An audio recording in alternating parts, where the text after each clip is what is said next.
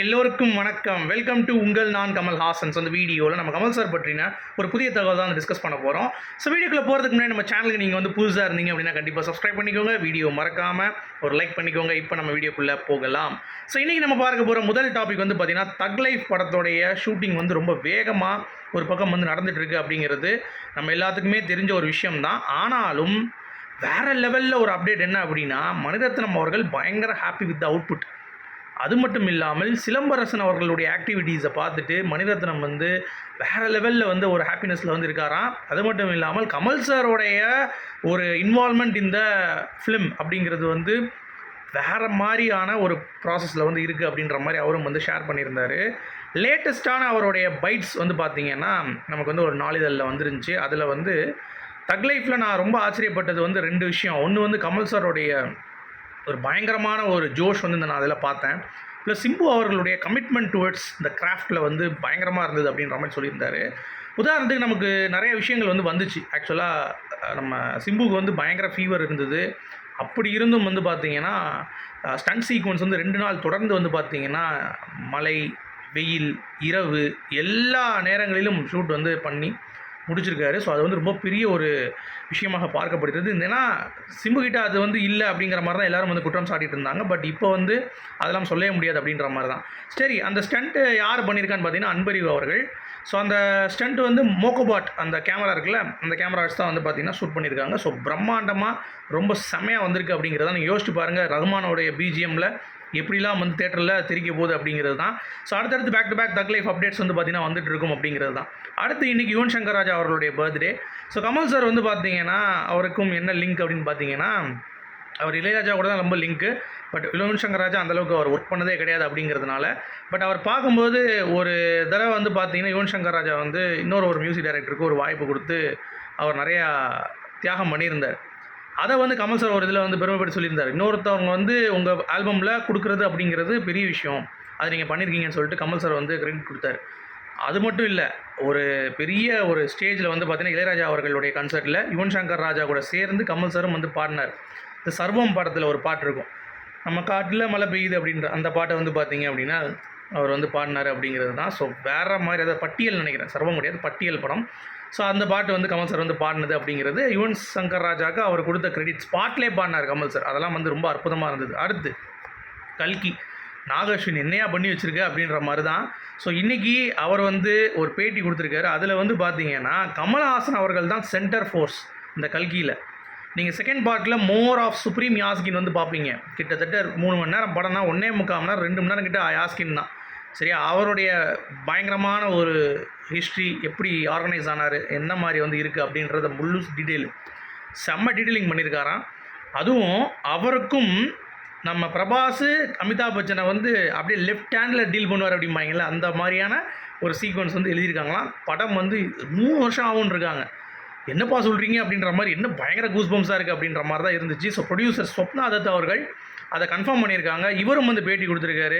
So Kamal sir எங்களுக்கு வந்து இருக்கிறது அப்படிங்கிறது இந்த ப்ராஜெக்ட்டுக்கு வேறு லெவலில் ஒரு ஹைப் வந்து பார்த்திங்கன்னா க்ரியேட் பண்ணும், இம்பேக்ட் வந்து க்ரியேட் பண்ணும் அப்படின்ற மாதிரி அவர் வந்து பேசியிருக்காரு. ரொம்ப அற்புதமாக இருந்தது.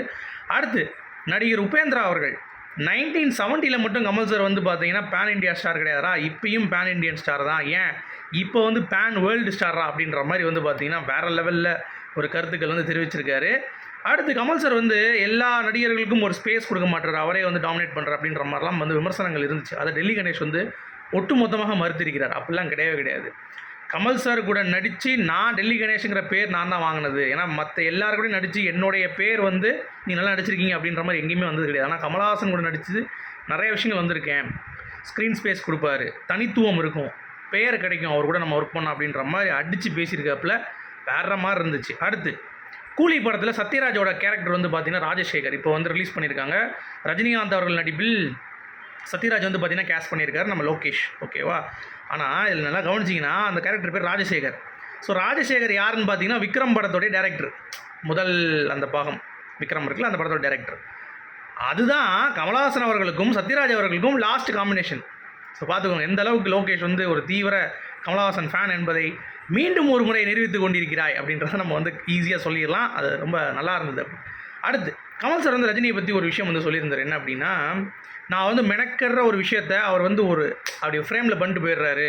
ஸோ அது வந்து ஒரு திறமை தானே அப்படின்ற மாதிரி சொன்னோடனே அதை எடுத்து போட்டு பாருங்கப்பா, இதுதான்ப்பா வாழ்க்கை அப்படின்ற மாதிரி சில மென்டலன்ஸ் வந்து பார்த்தீங்கன்னா பேச ஆரம்பிச்சிட்டாங்க.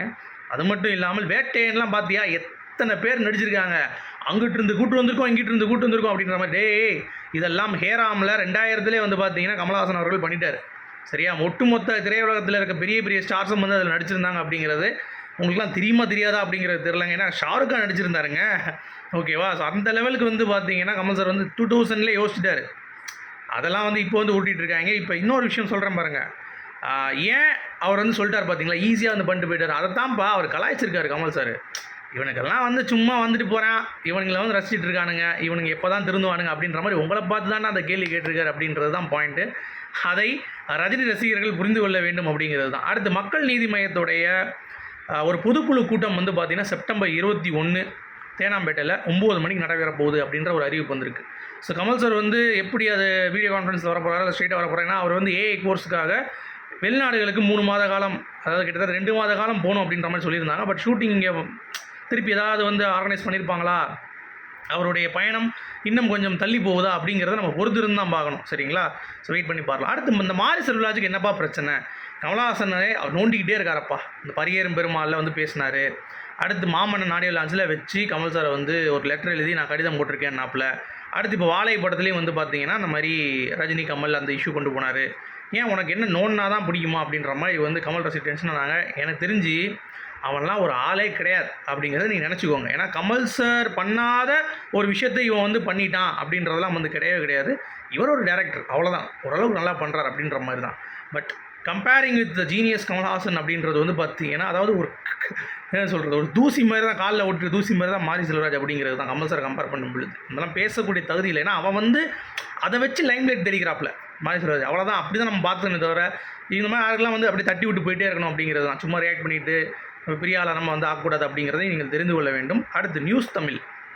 ஸோ நியூஸ் தமிழ் லக்ஷ்மி ராமகிருஷ்ணன் அவர்கள் கிழித்து தொங்க விட்டார்கள். என்ன அப்படின்னா, ஒரு ஃபேக்கான நியூஸ் வந்து கிரியேட் பண்ணிட்டே இருப்பாங்க. தெரியும்ல, கமல்ஹாசன் அவர்கள் வந்து மக்கள் நீதி மையம் க்ளோஸ் பண்ணிட்டாரு, அப்புறம் அந்த மாதிரி நெகட்டிவாகவே போடுவானுங்க, உள்ளே வந்து நெகட்டிவாக பேசுவானுங்க.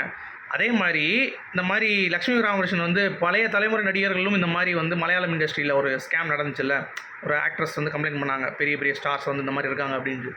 அது இங்கேயும் இருக்குதுன்னு சொல்லிட்டாங்க பொதுவாக. ஒன்று இவங்க வந்து பார்த்தீங்கன்னா பழைய தலைமுறை நடிகர்களை வந்து குற்றம் சாட்டுகிறாருன்னு சொல்லி போட்டு விட்டாங்க. ஒன்று இவங்க வந்து டைட்டில் மாற்றியா என்னையா போட்டு விட்ருக்க அப்படின்ற மாதிரி போட்டு கிழிச்சிட்டாங்க. இந்த நியூஸ் தமிழுக்கு கண்டிப்பாக வந்து பார்த்தீங்கன்னா ஒரு செருப்படி வந்து கொடுத்துட்டாங்க அப்படிங்கிறது தான். ஏன்னா வேணும், சும்மா உட்காந்துக்கிட்டு கமல் சாரை வச்சு சம்பாதிச்சிட்டு இருந்தாங்கல்ல, இப்போ பார்த்தல அடித்து நொறுக்கிட்டாங்க அப்படிங்கிற மாதிரி தான். அடுத்து மெய்யழகன் அப்படின்னு சொல்லிட்டு ஒரு படம் கார்த்தி அண்ட் அரவிந்த் சாமி நடிச்சிருக்காங்க. அதில் கமல் சார் ரொம்ப நாளுக்கு அப்புறம் ஒரு பாட்டு வந்து பாடியிருக்காரு. அந்த பாட்டு நான் கேட்டேன், ரொம்ப அருமையாக இருக்குது, நல்ல ஒரு மெலடி.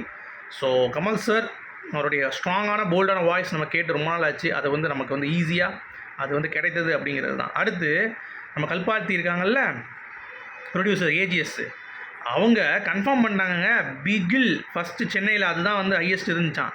அடுத்து விக்ரம் அதை பீட் பண்ணிச்சான். அவங்க சொல்லியிருக்காங்க பாருங்கள். அதுக்கடுத்து எந்த ஒரு படமும் இல்லை.